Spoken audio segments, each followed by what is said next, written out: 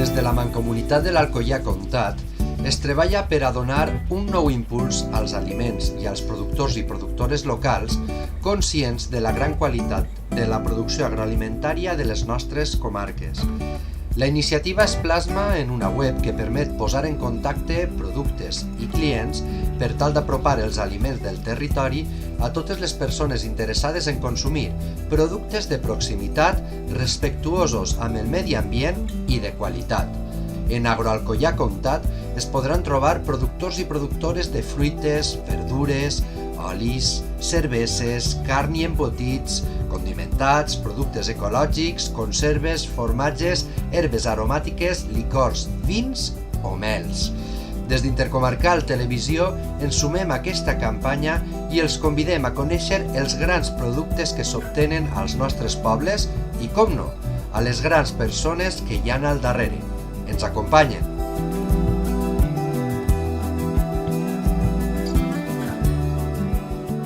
Ara un altre producte característic de les nostres terres com és la mel. Què serien els nostres pobles sense la mel? Què seria la nostra gola sense la mel? Què seria dels grans dolços que elaborem amb este mel? El primer que em ve és el torró. I és que el que necessitem és que tindre una bona producció de mel de qualitat, feta també des de la nostra terra i amb estima.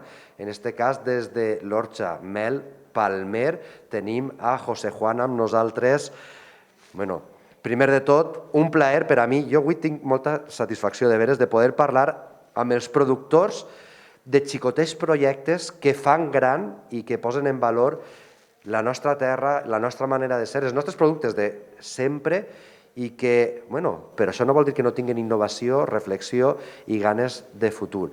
José Juan, així que de veres un plaer. Igualment, i gràcies per poder compartir el meu projecte amb vosaltres i ensenyar-vos els productes que jo tinc així i posar a disposició de tots els que vulguin, provar-los i deleitar-se en ells per a fer qualsevol tipus d'altre producte. La veritat és que és una sort parlar amb vosaltres perquè podeu explicar de primera mà. Em ve al cap.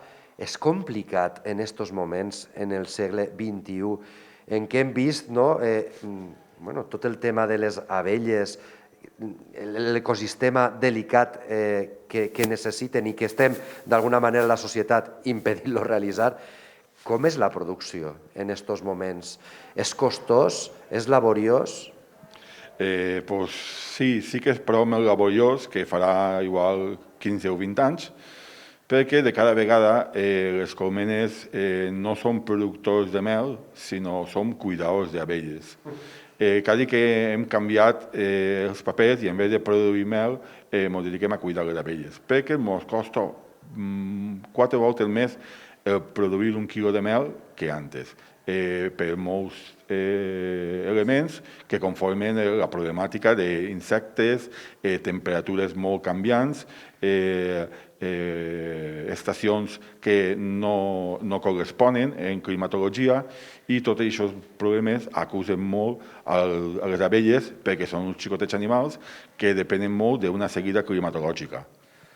M'ha agradat molt el concepte de, finalment, vos sou cuidadors d'abelles i és que gràcies també al vostre treball d'alguna manera està posant-se en valor, reivindicant el paper d'estos insectes que no només es necessitem per a produir la mel, sinó per a que la nostra natura funcione de manera normal.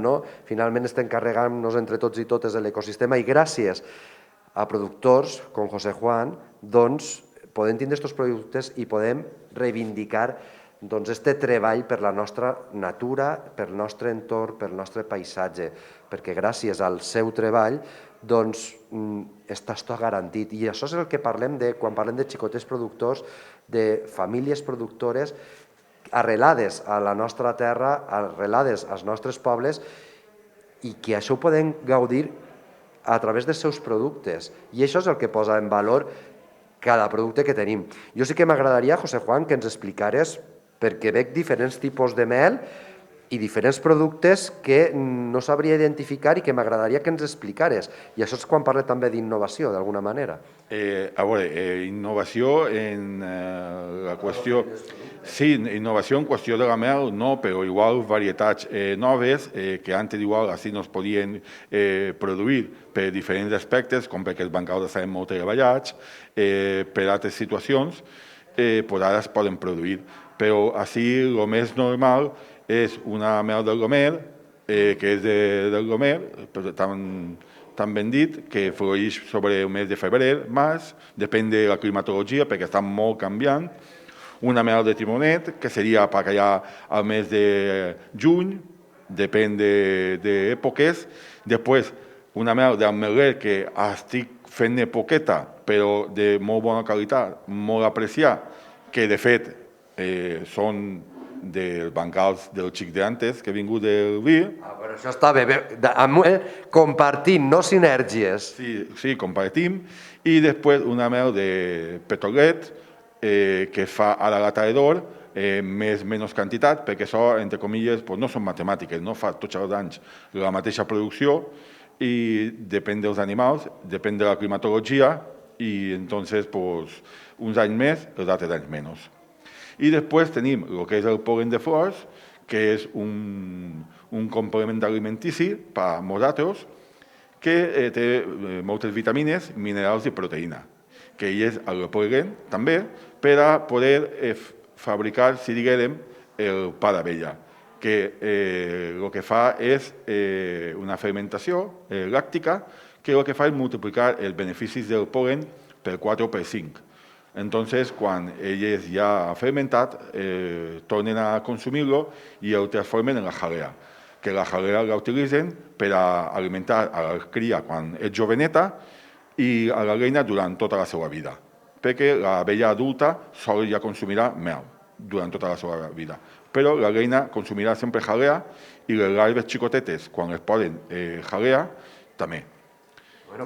He vist diferents varietats. M'agrada també que això no és una ciència exacta, perquè treballar amb la terra, treballar amb la natura i treballar d'aquesta manera estem acostumats i acostumades a tindre-ho tot sempre, a tindre de tot a tota hora, i quan parlem de sostenibilitat doncs parlem de consumir els productes quan toca, els productes del moment i els productes dins d'unes mesures, com ens ha assenyalat. Quantes colmenes tenim, o més o menys treballes? Sobre unes 250-300, poco más o menos. Lo que pasa es que fluctúen molt, les colmenes fluctúen molt, perquè en la primavera sempre es fan eixams nous, per diferents motius, per eixams que pilles, per colmenes que volen eixamenar-se i les tens que partir tu antes de que se'n vagin, eixams que diuen vine i pilla'm un eixam perquè se n'eixi d'alguna colmena, i sempre se'n fan més. El que passa que després, durant l'estiu i en la tardor, sobretot hivern, se'n perden molts. I entonces tens que anar compensant els que fas en la primavera per als que perden el resto de l'any.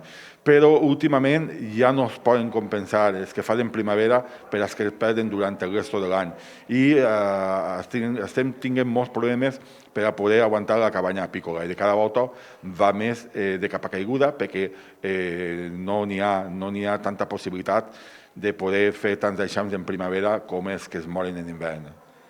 Què podem fer la gent per a solucionar d'alguna manera això? A banda d'ajudar en consumir aquests productes, evidentment, podem fer alguna cosa? Hem de canviar algun hàbit nosaltres? Perquè si no arribarem a perdre, doncs, esta relació que tenim amb les abelles. A veure, jo crec que les persones, cada un, som conscients de tot el que està passant a nivell global, del canvi climàtic, i una miqueta de cada persona és molt per al planeta. I si cada un, a l'hora de fer alguns actes o algunes coses, s'ho pensarà dos voltes, probablement que a la llarga guanyaríem en tots els problemes que estem tenint de plàstics, de canvis de temperatura a nivell global. Bé, i tota aquesta estima i tota aquesta preocupació i tot aquest treball el podem adquirir amb els seus productes i podem donar suport a aquests projectes que finalment el que fan és ajudar un poquetet a que siga el món millor, i això pot arribar fins a les nostres cases. I m'agradaria que José Juan ens explicares dues qüestions per acabar. Un, els beneficis que ens aporta la mel i els diferents tipus de mel i els diferents, el pol·len i el pa d'abella, què ens beneficia per a nosaltres, per a les persones, fets d'una manera sostenible, d'una manera amb estima, amb preocupació, amb delicadesa, que això també fa, amb paciència, que també ho dic jo sempre, que tot això s'observa en el producte i el fa un producte de qualitat i li dona un valor afegit, però sí que m'agradaria que es comentares què aporta esta mel.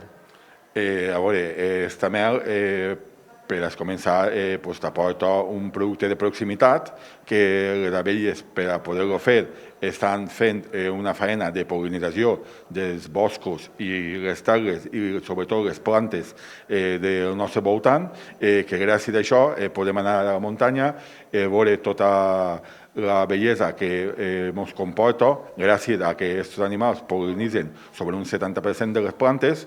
Després, el producte és d'una qualitat excepcional, sempre que qualsevol vulgui provar-lo, i però que el que serien les classificacions, el gust del consumidor ja influeix molt, perquè n'hi ha mels més clares, mels més oscures, i cada persona li agrada més suau o més fort. Entonces ja varia molt. El que són les propietats, bàsicament, generalitzant així, és una mel que al ser natural, no està pasteuritzada, té totes les propietats com a mel. Sí, que d'alguna manera les propietats que ens aporta la mel, no? Totes les vitamines, també reforça el nostre sistema immunològic, fins on jo sé, ho he dit bé? Sí, ho has dit molt bé. Té totes les parts bones del que és la mel, que és un edulcorant, que al ser natural, que és glucosa i fructosa, el cos els assimila bé i els expulsa bé. No és com altres edulcorants artificials, que el cos no els assimila bé i no els expulsa bé. I després tenim el pol·len de flors, que és dels estambres de les plantes, que les abelles el pol·len, i que seria un complement alimentici 100% natural, sense ningú additiu de ningun tipus, sol estar deshidratat per a que es conservi millor, i és una font de vitamines, minerals i proteïna. I el pa d'abella, que el que fa és unir el pol·len en la mel per a que multiplicar els beneficis del pol·len. Doncs no diran vostès, i tot això ho poden tindre a les seues cases, perquè on poden adquirir els productes de mel palmer? De moment es poden adquirir en alguns comerços de les localitats i via Messenger o via WhatsApp per telèfon es poden enviar també. Per tant, no tenen ningú excusa per a no gaudir de tots aquests productes en totes les seues varietats, fetes a tots els gustos i, com no, preocupar-nos per la nostra salut i per el nostre entorn. I és que, com en aquests programes que estem preparant, ens agrada estar al costat dels nostres productors, de la gent que es preocupa per la nostra terra, que es preocupa pel nostre entorn, junt a la Mancomunitat, també des d'Intercomarcal Televisió. Doncs, José Juan, un plaer de veres. Gràcies per el vostre treball i gràcies per el temps que heu tingut per a dedicar-nos i donar a conèixer aquests projectes. Gràcies a vosaltres per donar-nos veu i vot en aquesta publicitat que gràcies a vosaltres esteu fent-nos. És un plaer, la veritat. Així que ara només queda, doncs, consumir esta meravellosa mel que arriba a les nostres cases, mel palmer.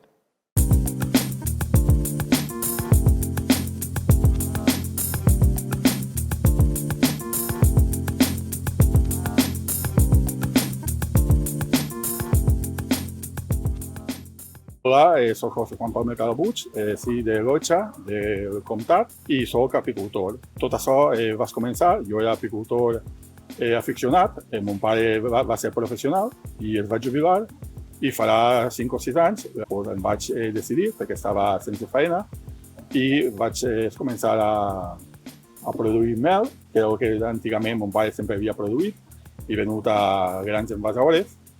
I jo em vaig proposar vendre-me-la jo de forma particular a clients i a tendes i ampliar l'abanico de productes com el polen, el pa d'abella, la seda i el propòleo. Des de fa 5 o 6 anys que estem comercialitzant tots aquests productes apícoles i portant-los a diverses tendes del comtat, com siga en Muro, en Alcoi, sobretot xarxes ecològiques i tendes de proximitat. Intercomarcal Televisió. Per a tu, per a tots.